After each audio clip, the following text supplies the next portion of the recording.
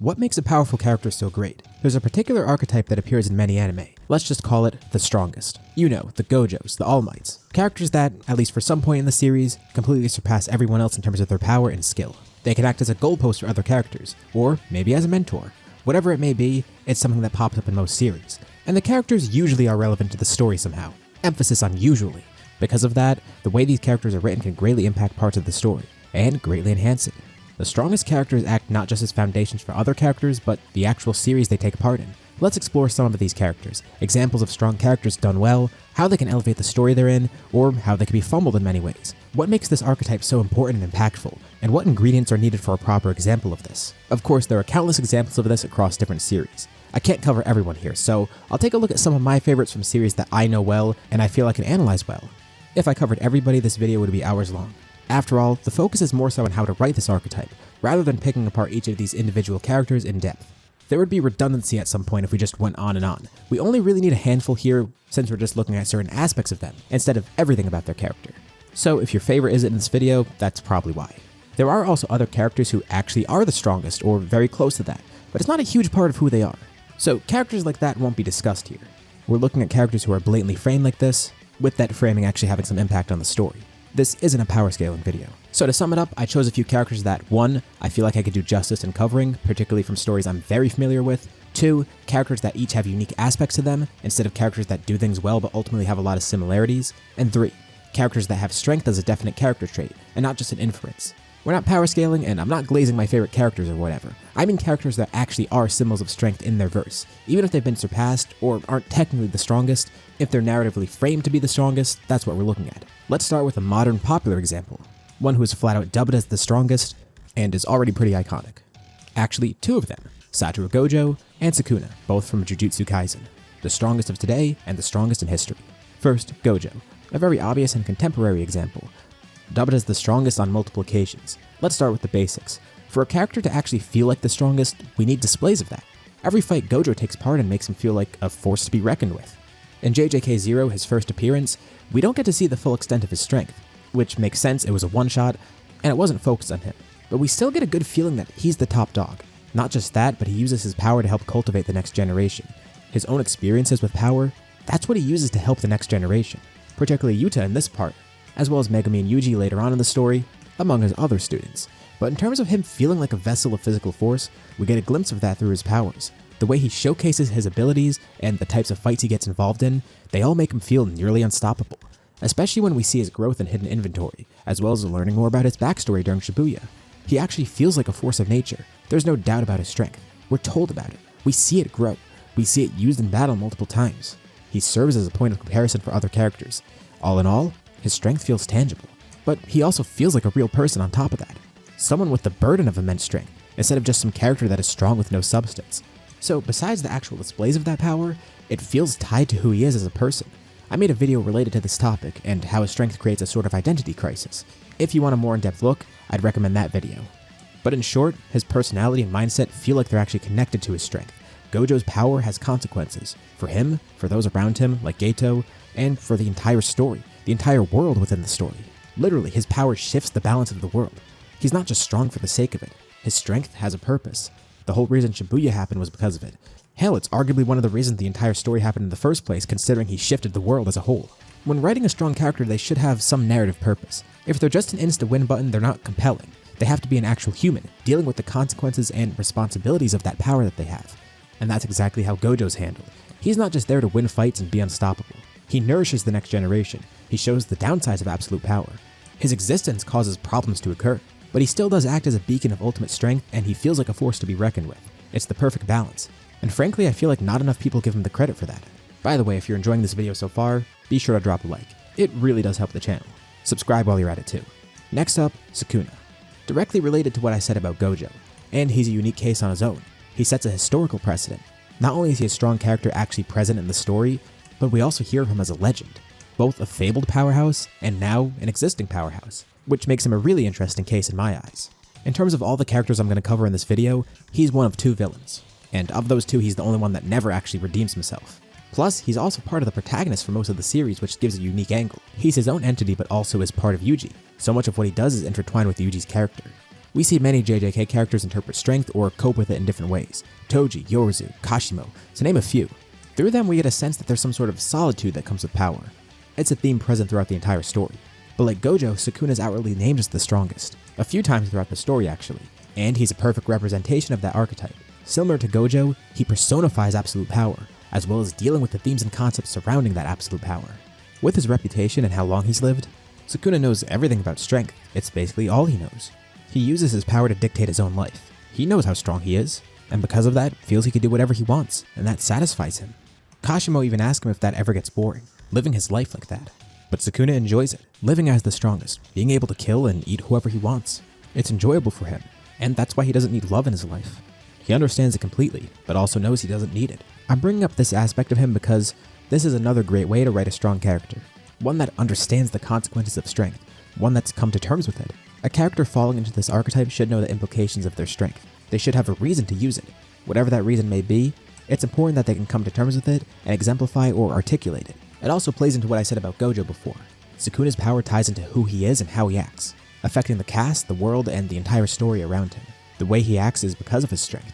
Strength plays heavily into the identity of these two characters. Gojo possibly not knowing who he is because of it. That identity crisis that started when Geto asked him, is he the strongest because he's Gojo, or the inverse? And Sukuna, knowing exactly who he is, and knowing exactly how he wants to use his power. Let's move on to my next example, All Might. He's one of my personal favorites from a series that I don't often talk about, but still hold very close to me. All Might from My Hero Academia has been an example of this for a while. I'm covering characters that are unique in their own ways, and All Might's really unique because he loses that strength, pretty quickly too. Similar to what I mentioned about Sukuna, we get a sense that All Might's always been there. He's strong in the sense that he's a legend, but we actually don't see much of that, at least not early on. But through the way the series builds him up, even after he starts to lose his power, without even seeing any of his history, we get a sense that it's all true. He really is the greatest hero. So much about him is written so well that we feel the same presence that characters in the story do. We get an understanding of how great he is. And not just that, but we get to see him go from the greatest hero to losing that power, as well as him passing the mantle on. A lot of the reasons his strength is so well written is because of some of the same stuff I said about Gojo. For one, he has a presence on screen. He's drawn in a different style from everyone else. He stands out by default. He has the catchphrase, I am here. He's physically imposing too. He's a giant man. Even down to his design, everything about him embodies that of a great hero. This is something I won't talk much about throughout the video because we're focused more on the writing side, but a character's design is also really important. With All Might, you could just look at him and you could tell he's powerful. His build, that smile that he has across his face all the time. And while the shadows on his face might look unnerving, he wears bright colors. One glance at him and you could tell that he's supposed to be a hero, a good guy, and one with some insane power. One aspect of him that I want to focus on is how his power is written. Not his physical strength, I mean his actual ability, one for all. Just as important as the character themselves, fleshing out their actual ability can be really helpful here, and All Might perfectly exemplifies this. One for all and all the context surrounding it. It embodies hope. Right from its origin, it was supposed to embody that. Of course, not every series can write a power like this. The way quirks work, and specifically how One for All works, that give us the ability to look at it in this light. But it still serves as a great example of how to actually display these powers. It's not just All Might who has a history, his power has a history. This quirk alone inspires just as much hope as All Might himself does. Throughout the series, we get a deep understanding of how it works, how it was passed down, and the previous users of One for All, plus how it ties into Deku. And this ties into one of the core themes of the series, the fact that the previous generation is helping to build up the next generation of heroes, inspiring them with hope so they can inspire others with hope. All Might's status as a legend and his loss of his power, those all help build up other characters in the series. For one, there's Endeavor. For a while now, and currently in the story, he's the #1 hero. So it's also important to cover him as well because he ties directly into All Might, but he also does stand as that strongest hero. Endeavor is obviously a very complex character to cover. He basically requires his own analysis, especially with the sensitive topics surrounding him and how that context applies to his character. As I mentioned in the beginning, this isn't an in-depth analysis of each character. We're looking at specific things about how they're written as the strongest. And yes, that all does directly tie into his strength and how he molds himself into the #1 spot, but I don't want this entire video essay to be about Endeavor. He probably deserves his own video. So apologies that it's a little abridged here. But even with that, we could see that his position as the strongest does come with a desire for some sort of change. Obviously, his whole life he's molded himself around being the strongest and trying to get to that spot, and he felt like he never could reach it. There was just something he wasn't grasping, and along the way he did terrible things to try and achieve that, as well as trying to make the perfect child to accomplish that. And the reason I'm covering him here in the context of this video, it's all because of how he tries to understand All Might later on. He was always so focused on physical power, but he realizes that there's more to being the #1 hero than just physical force. And it sparks a huge change in his character. He tries to figure out what his power is actually for, what he wants to use it for, and especially with the tainted legacy behind it, how to move forward and inspire hope like All Might did. Bakugo sums this up pretty well in chapter 247. When telling Endeavor what he plans to do, he notes that raw strength isn't all it takes to be the strongest. There's other aspects that come into play rather than just sheer power. Endeavor himself clearly has come to understand that. The work study not only served as an opportunity to have these 3 students grow, but also shows us what Endeavor is doing to grow as he realizes what true strength entails. As the number 1 hero, he's ranked as the strongest technically, and he has to learn what it means to be number 1. He chased that spot of being the strongest for so long, and now that he has it, he realized that he doesn't fully comprehend it, learning and growing with it more throughout the story. Just as Deku has to do when he gets One for All. He's always admired All Might as a fanboy, and to an extent he did understand what it means to be a hero, especially at that level. But both Endeavor and Deku were viewing this from wildly different angles, and they didn't see the full picture that All Might saw. So, each in their own ways and from their own unique perspectives, they learned what it means to be the number 1 hero, and becoming a symbol of hope like All Might. It isn't just them either, but these 2 best exemplify this within the series. The title of the strongest is a mantle that can be taken in the series, but these characters have to fully learn and understand what it means to be the strongest. And even if they do have a flawed perception of it, they eventually learn to comprehend it more and grow from that. Next, onto 2 other great examples. Again, both from the same series and both contrasting each other. Isaac Netero and Meruem from Hunter x Hunter. I think it's pretty fair to classify them as 2 sides of the same coin for this archetype. Netero, the head of the Hunter Association with massive power, and Meruem, the king of the Chimera Ants, born to be the greatest embodiment of power. These are 2 characters who we actually rarely see fight. Really, they only go all out in battles at one time in the story. And they both die within that same arc, and Meruem exclusively exists within this arc, yet still left a profound impact and fits this archetype at this point in the story. I also did have an essay about him. You should check it out. Sorry, had to clear my throat. Anyways, Netero was always shown to be a powerful adversary. Besides his position, we see a glimpse of his abilities during the Hunter exam. Despite never seeing him go all out until his deathmatch with Meruem, we still get a sense that he's powerful, like the other characters that I've covered in this video. Of course, we see this to an extent when he's toying with Gon during the Hunter exam as he tests him, but we also get a sense of this just by his presence and demeanor. Everyone has a great sense of respect for him, and they revere him as a master in his field. It isn't until the Chimera Ant arc that we get to learn more about him, getting a look at his past and watching him train decades prior, looking at what exactly makes him so great. It's a perfect example of show, not tell. We aren't just told that Netero devoted a good portion of his life to having his mind, spirit, and body honed to perfection. We're shown it. We're shown the painstaking things that he went through for that, and how he ultimately improved himself. A master of martial arts, then mastering the self, perfecting the body and mind alongside it. He was always built up throughout the story as being one of the strongest people around, and it eventually pays off when we get to see his full power against Meruem. I called each of them 2 sides of the same coin because that's what they are. They contrast each other. Netero worked his whole life for his power, while Meruem was born with it. They serve as a dichotomy, showing 2 different avenues of power, which is why I'm covering them in this video. Meruem shows the raw talent side of it, being born into it, while Netero contrasts this, gaining his power through painstaking work and focus. As for Meruem, he displays a different side of his power too. Not only is he far above everyone, but he acts like it too. Immediately after his birth, he acts as the embodiment of power and influence. His power is the result of thousands of lives being lost to fuel him, and he's born only knowing strength and royalty.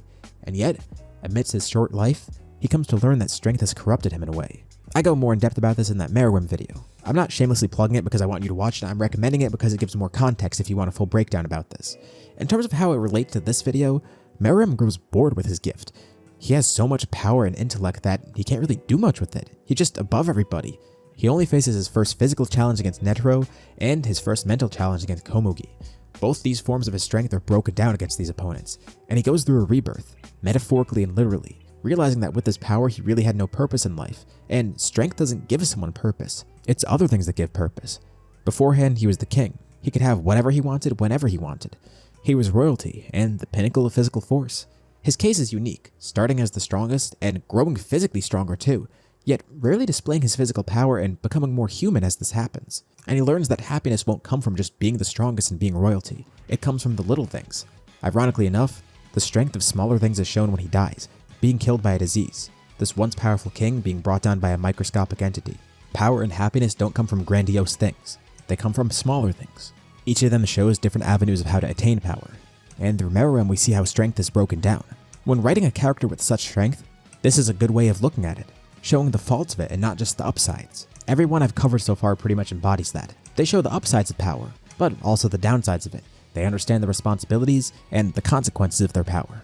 And if they don't understand that, they learn to understand it. Their strength affects their identity and the people around them in such amazing ways. They have a presence on screen. We actually feel like they're the strongest. And because of all that, now I'm going to cover an example that doesn't really show this.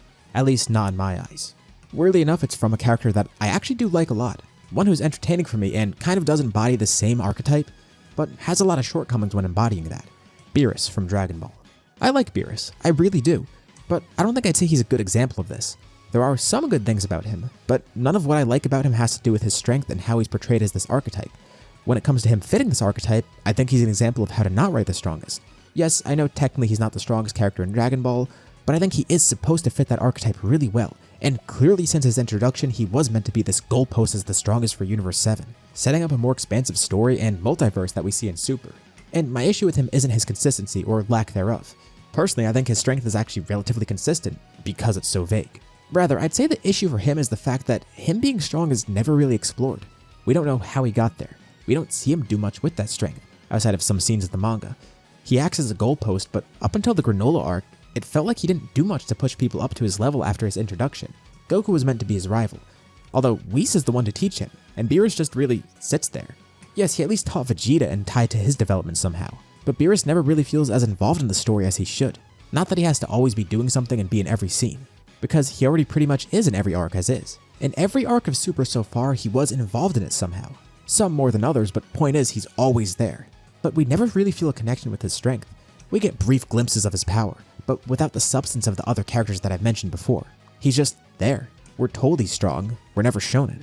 And again, I like his character. I actually like the fact that he's a lazy guy. His personality is endearing for me, but we never get any insight as to what his relationship is with strength, or his ideals about it, outside of some vague ideas about what it takes to be a god of destruction. In simplest terms, for me, it feels like Beerus' strength isn't actually intertwined with his character. He's strong, but superficially. It feels like his strength is separate from him. What little nuance is there for him isn't actually tied to his strength at all. And when it comes to others in the series, he commentates and observes, but rarely from his own perspective. For example, whenever Goku does something impressive, Beerus' input is just, "Oh no, he's gonna surpass me," or "Wow, great job." There's no insight beyond the surface level. The closest we get is in the Granola arc when he has some sort of relationship with his power while teaching Vegeta. He has an actual investment in Vegeta's growth, and that's great. If he was like this for the entirety of Super, and not just Battle of Gods in the Granola arc, it would be so much better. You ever notice how people always call Beerus a moving goalpost? It's an interesting thing to call him. I think his power is actually consistent, but the notion that he's a goalpost actually feels fitting. Like he's just a goalpost, and a far one at that. Maybe people feel that way because he's never displaying this power. And the series never delves into it. He showcases what it's like when a strong character is just a goalpost, exactly what I was saying not to do before. And remember with Gojo I said he doesn't just feel like an insta-win button? Beerus literally does that in the Mora arc. And by the way, the Mora arc is my favorite arc in Super. It's actually one of my favorite Dragon Ball arcs in general. But Beerus does nothing but watch, give some unhelpful commentary, and then when things actually get bad, and thankfully he doesn't do that, but what's the point of him being there the entire time and just watching? Is it really interesting to just have him commentate everything?